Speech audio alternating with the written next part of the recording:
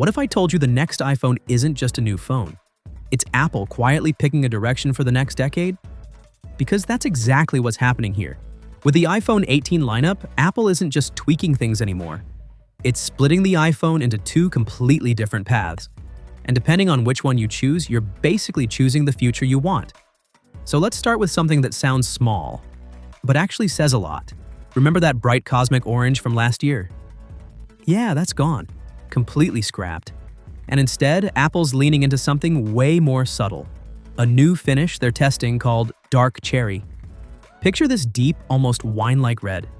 The kind of color that doesn't scream for attention but somehow still stands out when you notice it.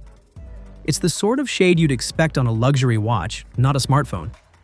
And honestly, this feels like Apple trying to create that signature color again. The one you instantly associate with this generation. There are a couple of other colors in the mix, too. A softer mist blue that feels way calmer than the usual bright blues, a darker industrial gray, and of course, the classic silver. But here's the thing, Apple isn't keeping all of them. One of these is getting cut before launch, and right now, dark cherry looks like the favorite. Now design-wise, at first glance, the iPhone 18 Pro models might trick you into thinking nothing's changed, but there are two subtle upgrades that will actually make a big difference once you use it. The first one is the dynamic island. It's finally shrinking.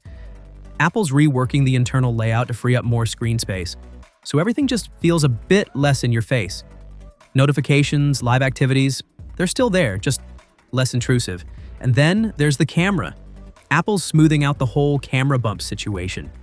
The lenses and the module are being blended together more cleanly, so instead of looking like separate parts stuck on the back, it feels more like one continuous piece.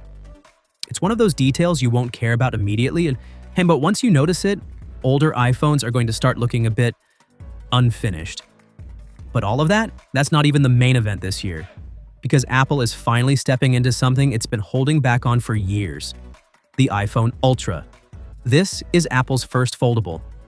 But instead of rushing it out like everyone else, they're trying to make it feel like a completely new category. Unfold it, and you're basically holding something the size of an iPad mini in your pocket. Fold it back, and it's still a phone. And somehow, it's expected to be insanely thin, around 4.7 millimeters when opened. That's thinner than most phones you can buy right now. And the way Apple's positioning this is interesting. This isn't being marketed as some experimental gadget. This is premium, like properly premium. Clean finishes, minimal colors, and think silver, white, maybe a deep indigo. It's less about showing off and more about feeling expensive. This is Apple redefining what their top iPhone actually is. Even the way they're launching these devices is changing. The iPhone 18 Pro and Pro Max are still expected to drop in September 2026, like usual. But the Ultra? That's getting its own moment. Apple's reportedly planning to release it a few weeks later, almost like a second headline event. And then the more affordable models, like the 18e or the super thin Air version, those might not even show up until early 2027. So instead of one big launch, Apple's stretching everything out across the year.